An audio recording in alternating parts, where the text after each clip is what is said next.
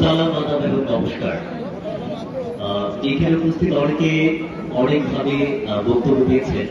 আমি খুব মৃদুস্বরে কথা বলবো, আমি খুব সফটলি কথা বলবো। শিশিমণি ভাইকে সবাই মধ্যমণি হিসেবে সম্বোধন করেছেন, কিন্তু এখানে মধ্যমণি আপনারাই। আমি বলবো ওই যে উপরে দেখেন, আপনার উপরে রোদে পড়ে ওখান থেকে অনেকক্ষণ ধরে দেখছে, কথা শুনছে।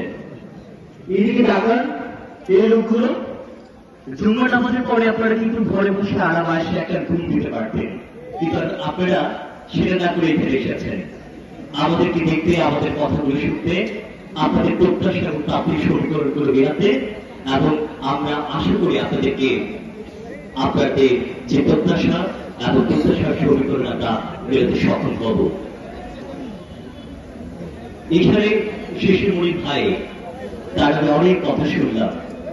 সত্যি বলতে আপনারা ছাড়া এই মানুষটা অপরিপূর্ণ।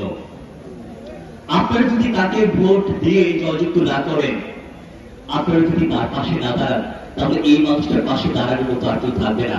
আমার মনে হয় এই মানুষটার পাশে আপনারা থাকবেন। এখানে দেশবাসী আপনারা যারা আছেন, আমার কাছে আপনারা একটা ফুলের বাগানের মতো। একটি ফুলের বাগানে শুধু গোলাপ থাকে না, একটি ফুলের বাগানে শুধুমাত্র জবা থাকে না, একটি ফুলের বাগানে গাঁদা থেকে শুরু করে রজনীগন্ধা থেকে শুরু করে হরেক রকমের ফুল থাকে, ফুলের গাছ থাকে। এখানে আপনারা হিন্দু মুসলমান যারা আছেন সকলে একত্রিত হয়ে আপনারা যুগের পর যুগ আপনারা সুন্দর মতো বাস করছেন। এটি কি ফুলের বাগানের মতো। আমরা চাই এই সামাজিক সম্প্রীতি বজায় থাকুক। মন্দিরে ঘন্টা বাজবে, শব্দ বাজবে, বস্তিতে আজান হবে, মন্দিরে গির্জে আপনার প্রার্থনা হবে এবং বেগরে আপনার প্রার্থনা হবে। আমরা সেরকম একটি বাংলাদেশ চাই। আমরা সেই হানাহানির রাজনীতি, আমরা সেই মারামারি পুরাপুরি রাজনীতি আর চাই না। আমরা দেখেছি অতীতে রাজার রাজার দলে আমাদের যারা ঢুকে আছে, আমাদেরকে কিন্তু ত্যাগ স্বীকার করতে হয়। রাজা রাজার দলে আমাদেরকে কিন্তু প্রার্থনা দিতে হয়, কিন্তু রাজা কিন্তু পরাজিত হলেও ঠিক তার জায়গায় ফিরে যায়। কিন্তু দিন শেষে আমাদেরকে কি করতে হয়? টাকা আমাদেরকে দিতে হয়। আমরা সেই ফুলের রাজনীতি, মারামারি রাজনীতি, আমরা সেই ফুলের রাজনীতির দিকে আর ফিরে যাব না। আমরা আমাদের বাংলাদেশ একত্রিত হয়ে সামাজিক সম্প্রীতির সাথে আমাদের এগিয়ে যাবে, উন্নয়নের দিকে এগিয়ে যাবে।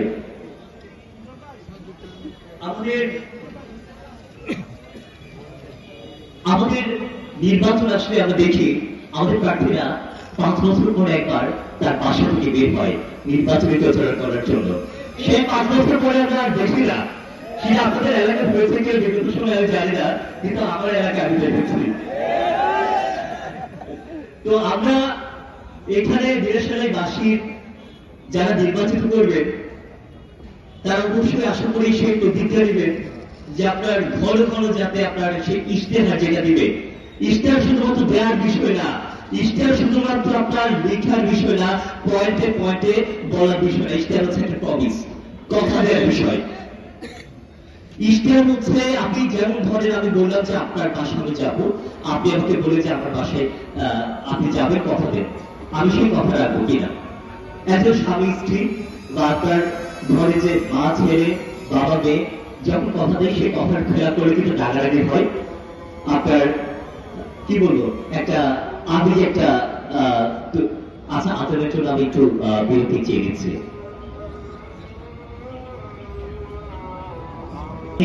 কথা দেওয়ার বিষয়, আপনাকে 5 বছরের মধ্যে এই করবে, সে করবে, এটা উন্নয়ন করবে, এই বিষয়গুলো পয়েন্টে পয়েন্টে কথা দেয়া, এটা ইশতেহার। আপনাদের মধ্যে সেই সচেতনতা বলি বা প্রয়োজন বলে আমি মনে করি, এবং সেই সচেতনতা আছে বলে আমি বিশ্বাস করি। এবং সেই জায়গা থেকে শিশুমণি ভাইয়ের প্রতি আপনাদের অগাধ বিশ্বাস থাকবে, ভালোবাসা থাকবে, আমি সেটা বিশ্বাস করি। তো এই জায়গা থেকে আমি একটা কথা বলবো, এই এলাকার যারা আপনার সন্তান আছেন, এই এলাকার যারা এলাকাবাসী আছেন, এদেশের হিন্দু দেশের, এদেশের মুসলমানের দেশের, এদেশের বৌদ্ধ দেশের, এদেশের খ্রিস্টানের দেশের, এদেশে আপনার পাকিস্তানের দালালি চলবে না, এদেশের আপনার ভারতের দালালি চলবে না, এদেশে আপনার কোনো মাটির সাম্রাজ্যবাদী থেকে শুরু করে যে কোনো ধরনের সাম্রাজ্যবাদী শক্তির কোনো দালালি চলবে না। আমি পরিশেষে এই আশাবাদ ব্যক্ত করব, শিশু মনির ভাইকে আপনারা জয়যুক্ত করবেন, জয়যুক্ত করবেন, জয়যুক্ত করবেন, এবং আমরা আপনাদেরকে নিরাশ করব না, এই কথা আমি দিয়ে গেলাম।